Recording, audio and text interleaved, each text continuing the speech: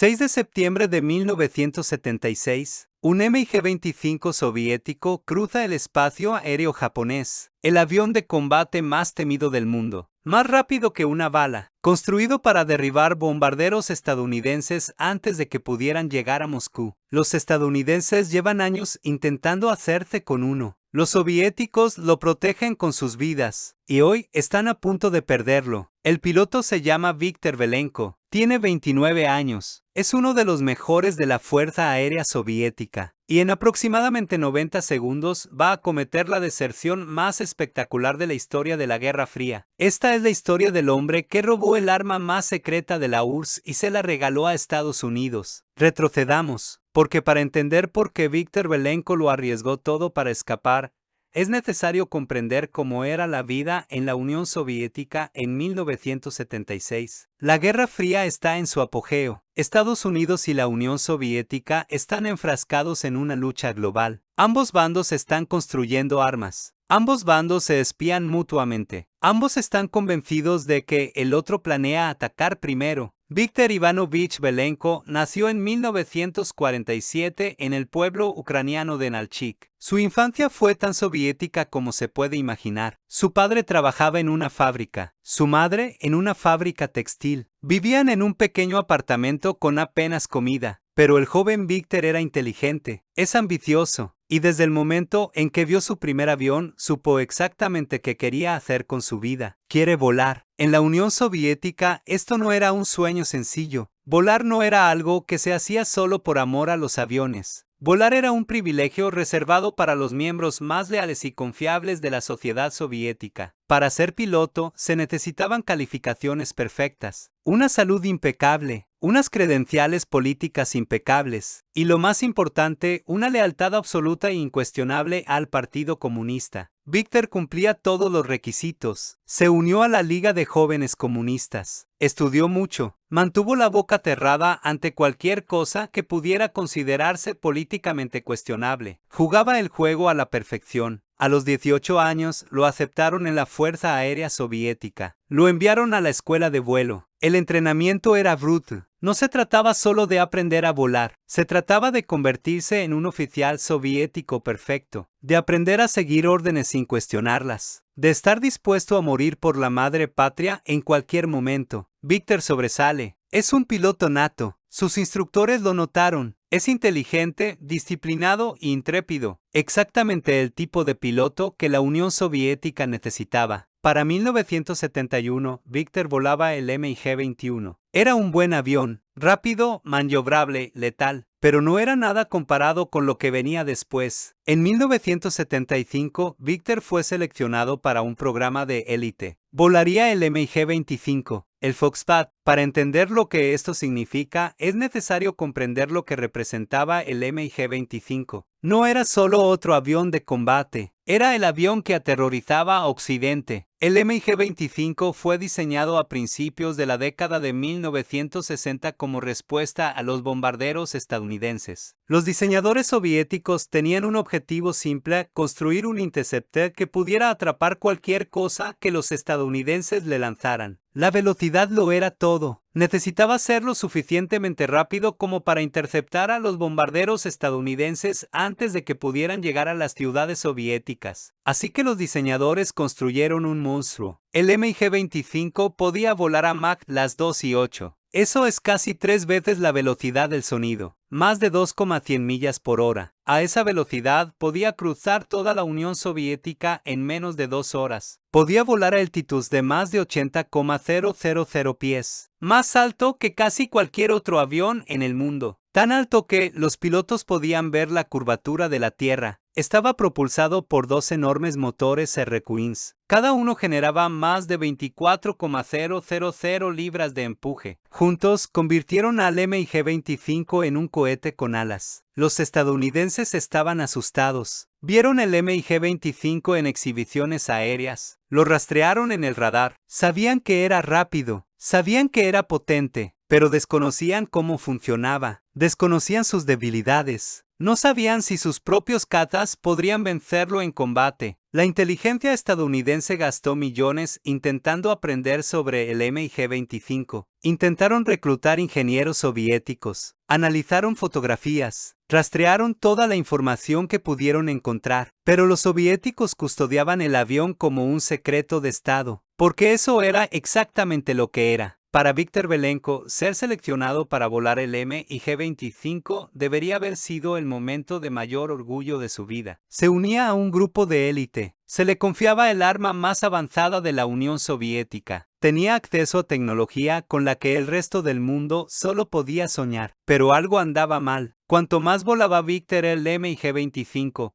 más comprendía que algo fallaba profundamente en el sistema soviético. El avión en sí mismo fue una revelación. Volar a Mach 2.8 era incomparable. La potencia era increíble, la velocidad embriagadora. Durante esos breves instantes en la cabina, Viktor sintió que rozaba el límite del espacio. Pero en tierra, la realidad era diferente. La base donde Viktor estaba destinado estaba en el lejano oriente, cerca de la frontera con Japón. Era aislada, fría, miserable. Las condiciones de vida eran terribles. Los oficiales vivían en apartamentos estrechos. La comida era mala. La atención médica era casi inexistente. Pero eso no era lo que le preocupaba a Viktor. Lo que le molestaba eran las mentiras. La propaganda soviética decía a todos que la vida en la URSS era un paraíso, que los trabajadores soviéticos vivían mejor que nadie en Occidente, que el sistema comunista había creado una utopía. Viktor sabía que eso era un disparate. Había visto la pobreza, había visto la corrupción, había visto cómo los funcionarios del partido vivían en el lujo mientras la gente común luchaba por encontrar lo básico. Y había visto lo suficiente para saber que Occidente no era el enemigo que la propaganda soviética afirmaba que era. Había escuchado emisiones de radio extranjeras. Había visto revistas de contrabando. Había hablado con gente que había viajado al extranjero. Sabía que en Occidente se vivía mejor, que eran libres de expresar sus opiniones, que no estaban constantemente vigilados por la policía secreta. Viktor empezó a tener pensamientos peligrosos. ¿Y si todo lo que le habían dicho era mentira? ¿Y si el sistema soviético no era la cima de los logros humanos? ¿Y si había una vida mejor esperándolo en otro lugar? Estos pensamientos eran peligrosos. En la Unión Soviética, dudar era traición. Cuestionar al partido era un delito. Incluso pensar en desertar podía llevarte a un campo de trabajo, o algo peor. Pero Viktor no podía dejar de pensar en ello. Cada día volaba uno de los aviones más potentes del mundo. Y cada día volvía a casa y se encontraba con un sistema que le estaba fallando a su gente. Las contradicciones estaban por todas partes. Se suponía que Viktor y sus compañeros pilotos eran de élite. Eran los defensores de la madre patria. Se les confiaba la tecnología más avanzada que la Unión Soviética podía producir, pero vivían en condiciones terribles. La calefacción apenas funcionaba en invierno. Las tuberías se estropeaban constantemente. La atención médica era tan deficiente que los pilotos tenían que sobornar a los médicos para obtener tratamientos básicos. La comida escaseaba y era de pésima calidad. Mientras tanto, los funcionarios del partido vivían en el lujo. Tenían buenos apartamentos. Tenían acceso a tiendas especiales donde podían comprar productos occidentales. Enviaban a sus hijos a las mejores escuelas. Vacacionaban en complejos turísticos del Mar Negro. Viktor vio todo esto y no podía conciliarlo con lo que le habían enseñado. Si el comunismo se trataba de igualdad, ¿por qué los miembros del partido vivían mucho mejor que los demás? Si el sistema soviético era superior, ¿por qué la gente era tan pobre? Había otro problema. Viktor estaba casado. Su esposa Ludmila era una buena comunista. Creía en el sistema, creía en la propaganda, y comenzaba a sospechar que Viktor tenía dudas. Esto lo puso en una posición peligrosa. En la Unión Soviética se esperaba que los familiares denunciaran comportamientos sospechosos, incluso entre esposos, especialmente entre esposos. El KGB animaba a la gente a delatar a sus propios familiares. Viktor no podía contarle a Ludmila lo que planeaba. No podía decírselo a nadie. Si se supiera que planeaba desertar, lo arrestarían de inmediato. Su carrera habría terminado. Su vida habría terminado. así que mantuvo sus planes en secreto. Interpretó el papel del oficial soviético leal. Asistía a las reuniones del partido. Denunció a Occidente. Elogió la sabiduría de los líderes comunistas. Todo mientras planeaba en secreto su escape. El costo psicológico fue enorme. Víctor vivía una doble vida. En público, era un ciudadano soviético modelo. En privado, planeaba la traición definitiva. Tenía pesadillas. Se imaginaba ser capturado. Se imaginaba ser interrogado por la KGB. Se imaginaba ser ejecutado por traidor. Pero no podía volver atrás. La idea de pasar el resto de su vida atrapado en el sistema soviético era peor que el riesgo de intentar escapar. Tomó una decisión que cambiaría su vida y alteraría el curso de la Guerra Fría. Iba a desertar, y se llevaría el MiG-25 con él. Esta no fue una decisión improvisada. Víctor planeó cuidadosamente. Sabía que desertar sería casi imposible. A los pilotos soviéticos nunca se les permitía volar cerca de las fronteras. Sus rutas eran monitoreadas cuidadosamente. El control de tierra rastreaba cada movimiento. Cualquier desviación del plan de vuelo desencadenaba una respuesta inmediata. Pero Víctor tenía una ventaja. Voló desde la base aérea de Chuguyevka, cerca de la frontera soviética con Japón.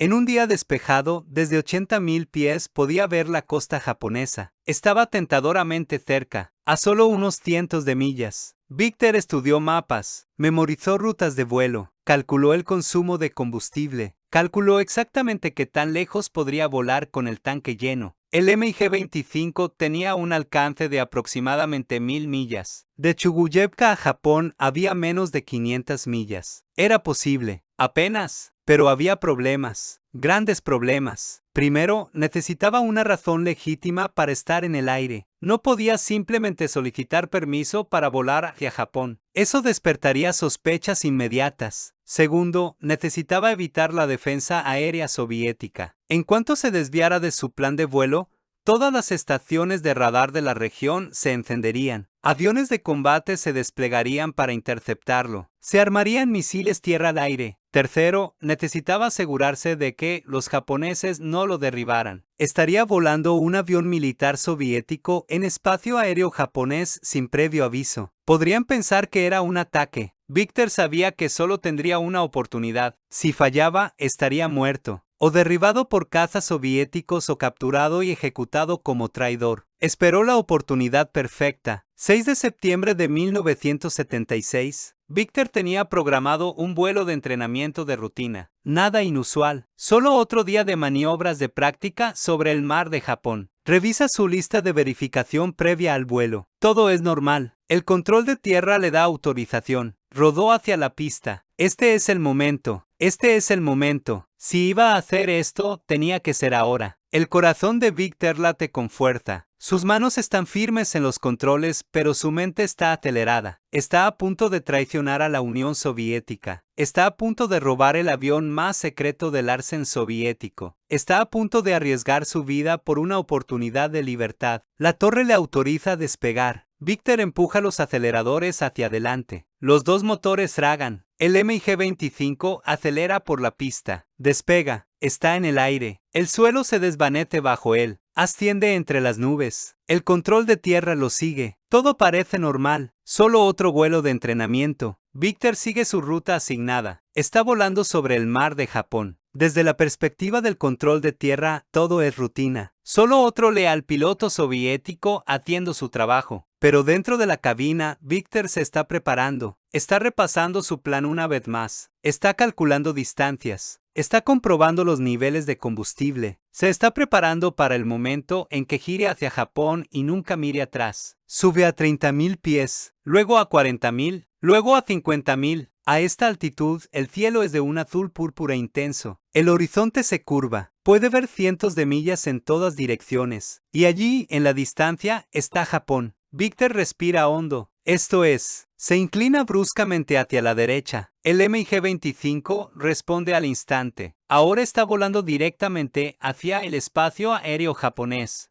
directamente lejos del territorio soviético. En tierra suenan las alarmas. Todos los operadores de radar en un radio de 500 millas acaban de ver a un caza soviético desviarse de su plan de vuelo y dirigirse hacia Japón a máxima velocidad. El control de tierra le grita por la radio. Exigen que regrese a la base inmediatamente. Lo amenazan. Intentan averiguar qué está pasando. Víctor apaga su radio. Ya no necesita oírlos. 2 cazas soviéticos son enviados a interceptarlo. Se les ordena que lo obliguen a aterrizar, o, si es necesario, derribarlo. Pero es demasiado tarde. Víctor ya está demasiado lejos, y el MiG-25 es más rápido que cualquier cosa que puedan enviar tras él. Nunca lo atraparán. Víctor empuja los aceleradores al máximo. Los motores gritan. El MiG-25 acelera más allá de Mach 2. La costa de Japón se está acercando. Lo ha logrado. De verdad lo ha logrado. Ha escapado. Pero ahora viene la parte peligrosa. Está volando un avión militar soviético en espacio aéreo japonés. La fuerza de autodefensa japonesa no sabe quién es ni qué quiere. Podrían pensar que es un ataque. Podrían derribarlo. A Víctor no le queda mucho combustible. Puede ver Hokkaido, la isla más septentrional de Japón, delante de él. Necesita aterrizar. Ahora, divisa el aeropuerto de Hakodate. Es un aeropuerto civil, no una base militar. Perfecto. No está intentando empezar una guerra. Está intentando desertar. Desciende rápidamente. Viene rápido. Demasiado rápido. El MiG-25 no fue diseñado para aterrizajes suaves en aeropuertos civiles. Fue diseñado para aterrizar en pistas militares con equipo especializado. Pero Víctor es uno de los mejores pilotos de la Fuerza Aérea Soviética. Él puede hacer que esto funcione. Los controladores aéreos en Hakodate están en pánico. Ven un caza militar soviético acercándose a gran velocidad. Están evacuando la terminal. Están llamando al ejército. Víctor extiende el tren de aterrizaje. Se alinea con la pista. Viene rápido, demasiado rápido, pero no tiene elección. Aterriza. Los neumáticos chirrían. Víctor frena. Fuerte. El MiG-25 sigue yendo demasiado rápido. La pista es demasiado corta. Va a sobrepasar la línea. Pero de alguna manera, milagrosamente, el avión se detiene. Apenas. Está en el otro extremo de la pista, pero se ha detenido. Víctor apaga los motores. El repentino silencio es ensordecedor. Por un momento, se queda sentado en la cabina. Lo ha logrado. De verdad lo ha logrado. Está en Japón. Es libre. Abre la cabina. La policía y el ejército japoneses ya rodean el avión. Le apuntan con armas. Gritan. No saben si está atacando o desertando. Víctor se pone de pie en la cabina. Levanta las manos. Grita las únicas palabras en inglés que conoce. Quiero asilo. Quiero asilo. Los militares japoneses no pueden creer lo que ven. Un piloto soviético acaba de aterrizar un MiG-25 en un aeropuerto civil y pide asilo. Esto no tiene precedentes. Detienen a Víctor, no como prisionero, sino por su propia protección. Necesitan decidir qué hacer. Es un incidente diplomático de gran envergadura. Los soviéticos van a estar furiosos, y lo están. En cuestión de horas, la Unión Soviética emite un comunicado oficial. Afirman que Víctor Belenko padece desajuste mental. Afirman que robó el avión. Exigen el regreso inmediato tanto del piloto como del avión. Pero Víctor no va a regresar. Los japoneses lo retienen mientras los oficiales de inteligencia estadounidenses corren a Hokkaido. Quieren hablar con él. Quieren examinar el MiG-25. Este es el golpe de inteligencia del siglo. Víctor se reúne con oficiales de la CIA. Les cuenta todo. Les habla de las bases aéreas soviéticas, de los procedimientos de entrenamiento, de las debilidades en la defensa aérea soviética. Pero lo más importante, les da acceso al MiG-25. Los ingenieros estadounidenses llegan a Hakodate, comienzan un examen detallado de la aeronave, fotografían cada componente, miden cada dimensión, analizan cada sistema. Lo que encuentran es impactante. El MiG-25 no es el supercaza que pensaban que era. Es rápido, sí. Es poderoso, sí, pero no es invencible. La primera sorpresa es la construcción. Los ingenieros estadounidenses esperan titanio o aleaciones avanzadas de aluminio. Lo que encuentran es acero, mucho acero. El MiG-25 está construido como un tanque con alas. Es increíblemente pesado. El peso en vacío supera los 20.960 kilogramos. Compárese con un F-Queen Seagull que pesa unos 12.760 kilogramos en vacío. ¿Por qué acero? Porque los soviéticos no tenían acceso a suficiente titanio, y el avión necesitaba soportar el calor generado por volar a Mach 2,8. El acero es barato, fácil de conseguir y puede soportar altas temperaturas, pero también es pesado e ineficiente. Los motores son enormes turborreactores RQins BD300. Cada uno genera 11.960 kilogramos de empuje con postcombustión. Son potentes, pero también increíblemente ineficientes. Consumen combustible a un ritmo alarmante. El MiG-25 solo puede mantenerse en el aire unos 90 minutos antes de quedarse sin combustible, y eso a velocidades subsónicas. A máxima velocidad, el combustible dura aún menos. La aviónica es primitiva para los estándares occidentales. El radar es potente, puede detectar objetivos a larga distancia, pero se basa en tecnología de tubos de vacío. Tubos de vacío. Los estadounidenses usan transistores y circuitos integrados. Los soviéticos aún usan tecnología de la década de 1950. ¿Por qué tubos de vacío? Porque son más resistentes al pulso electromagnético de las explosiones nucleares. Los soviéticos diseñaron el MiG-25 para operar en un entorno de guerra nuclear. Los tubos de vacío seguirían funcionando cuando fallara la electrónica moderna, pero también son voluminosos, consumen mucha energía y requieren un mantenimiento frecuente. Los sistemas de armas son rudimentarios. Los misiles son potentes pero imprecisos. El sistema de control de tiro es poco sofisticado. Un piloto estadounidense experimentado en un F-Winso F-14 tendría ventajas significativas en un combate aéreo. Pero aquí está el descubrimiento más revelador: el MiG-25 no puede volar a Mach 2,8 durante periodos prolongados. Si se fuerzan los motores tanto, comienzan a destruirse. El manual de operaciones advierte específicamente a los pilotos que no superen Mach 2,5 excepto en emergencias extremas. Incluso entonces, los motores deberán reemplazarse después de un vuelo de ese tipo. La realidad operativa es que el MiG-25 suele volar a una velocidad de crucero de alrededor de Mach 2,2. Sigue siendo increíblemente rápido, pero no es el superinterceptor imparable que Occidente temía. Los estadounidenses también descubren limitaciones tácticas. El MiG-25 no puede maniobrar bien a altas velocidades. Las superficies de control no son lo suficientemente sofisticadas. En un combate en viraje perdería frente a cazas occidentales más ágiles. Su punto fuerte es la velocidad pura en línea recta. Eso es todo. El análisis lleva meses. Los ingenieros estadounidenses crean planos técnicos de tal, analizan la metalurgia, aplican ingeniería inversa a los sistemas, averiguan exactamente cómo los soviéticos construyeron este avión y, lo que es más importante, por qué lo construyeron de esa manera. Las conclusiones son desalentadoras para la Unión Soviética. El MiG-25 representa lo mejor que la industria aeroespacial soviética puede producir, y está construido con tecnología obsoleta, sistemas rudimentarios y concesiones significativas. El mito de la superioridad tecnológica soviética se hace añicos. Los estadounidenses aprenden lecciones invaluables. Descubren cómo detectar el MiG-25 con mayor eficacia. Comprenden sus limitaciones. Pueden desarrollar tácticas para contrarrestarlo. Tras 2 meses de investigación, los estadounidenses desmontan el MiG-25,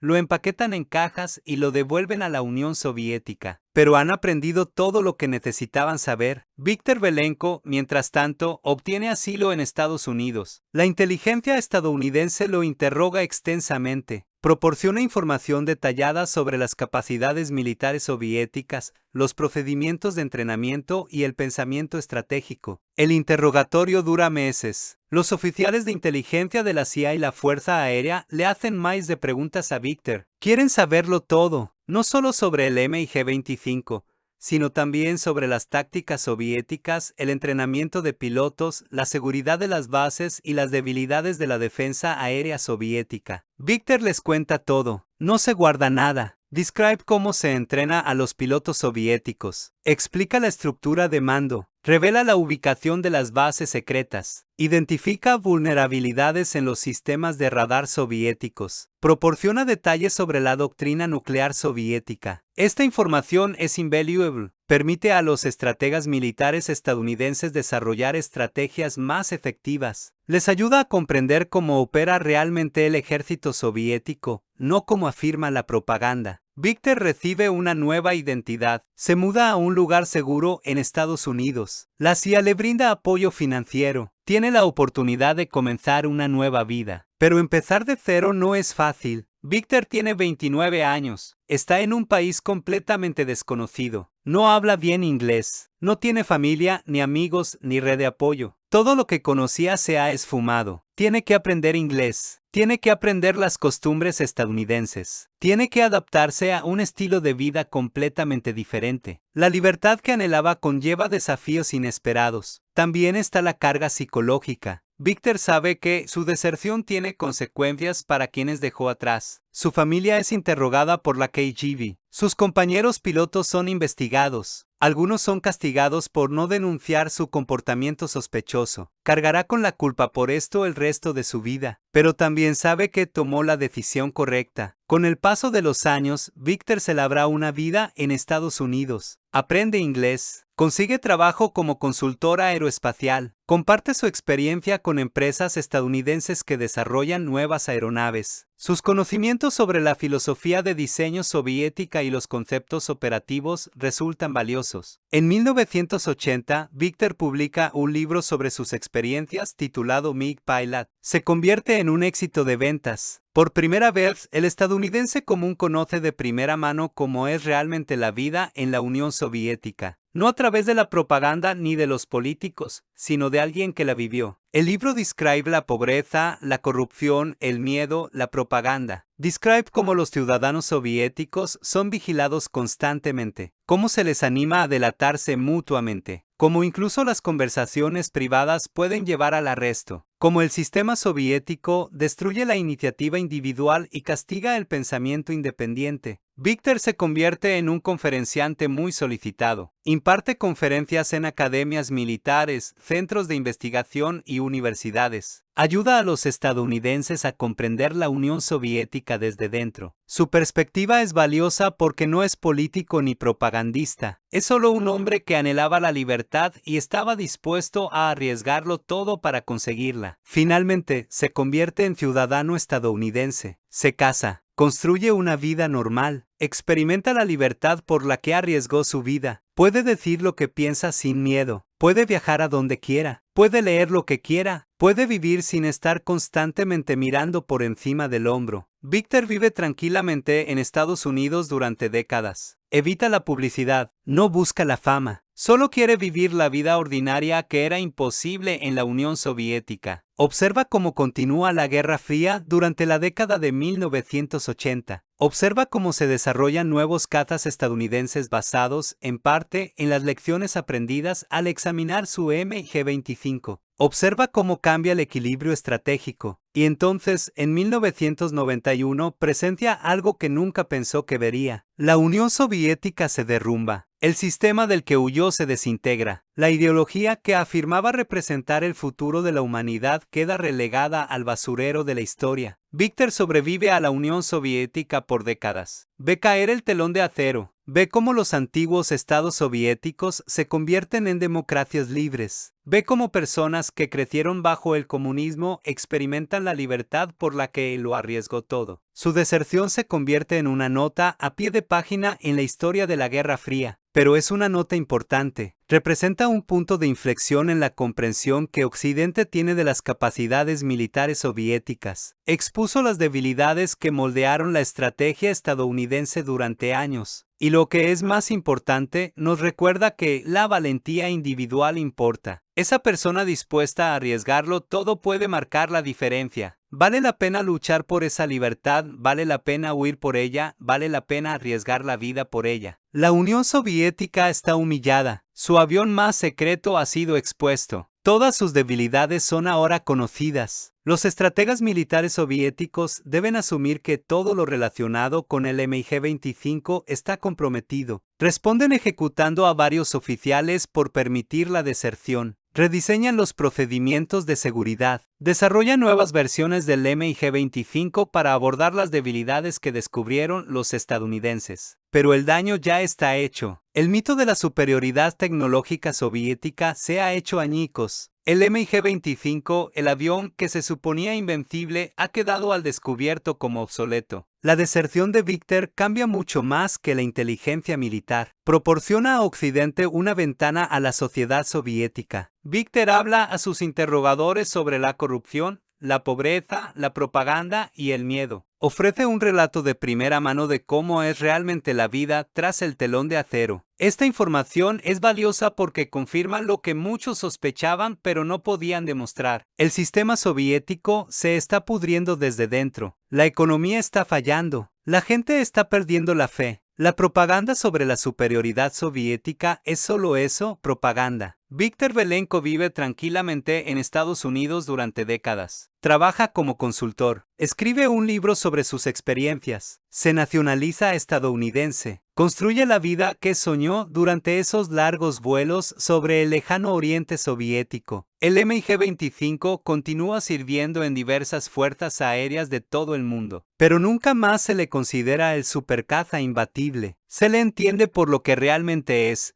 un interceptor rápido con importantes limitaciones. La deserción de Victor es una de las muchas que ocurren durante la Guerra Fría, pero quizás sea la más espectacular. La mayoría de los desertores escapan con documentos, información o su propia experiencia. Victor escapó con un avión entero. Literalmente pilotó el arma más secreta de la Unión Soviética hacia la libertad. La Guerra Fría finalmente termina. La Unión Soviética se derrumba en 1991. La lucha ideológica que definió la segunda mitad del siglo XX se desvanece en la historia. Viktor Belenko sobrevive al sistema del que huyó. Llega a ver el colapso de la Unión Soviética. Llega a ver a las personas que dejó atrás finalmente obtener las libertades por las que arriesgó su vida. Su historia nos recuerda algo importante. La libertad no es solo un concepto abstracto. Es algo real, algo por lo que vale la pena arriesgarlo todo. Victor tenía todo lo que el sistema soviético podía ofrecer: estatus, respeto, acceso a tecnología avanzada. Pero no era suficiente, porque sin libertad nada de eso importaba. El 6 de septiembre de 1976, un piloto de 29 años tomó una decisión. Eligió la libertad sobre la seguridad. Eligió la verdad sobre la propaganda. Eligió arriesgar su vida antes que vivir una mentira. Y al hacerlo, cambió la historia. El MiG-25 que Victor voló a Japón finalmente fue devuelto a la Unión Soviética. Pero la inteligencia que proporcionó moldeó la estrategia militar occidente durante décadas. Las lecciones aprendidas al examinar ese avión influyeron en el diseño de los cazas estadounidenses que aún vuelan hoy. Viktor Belenko demostró que incluso los secretos mejor guardados pueden revelarse, que incluso las armas más poderosas pueden entenderse, y que a veces una persona con valentía puede cambiar el curso de la historia. Fue un piloto soviético que se convirtió en un héroe estadounidense. Un hombre que robó el arma más temida de la URSS y se la regaló a Occidente. Un desertor que ayudó a poner fin a la Guerra Fría al exponer la verdad sobre la tecnología soviética. Su historia es un recordatorio de que la libertad nunca es gratis, que la valentía a veces significa renunciar a todo lo que sabes por algo en lo que crees, y que a veces el arma más poderosa no es un avión de combate volando a Mach 2.8. Es la verdad. Viktor Belenko no solo desertó, desenmascaró una mentira que la Unión Soviética llevaba décadas contando. Demostró al mundo que la poderosa maquinaria militar soviética se basaba en tecnología obsoleta y se mantenía unida por el miedo. Y lo hizo volando directo hacia la libertad a 3 veces la velocidad del sonido.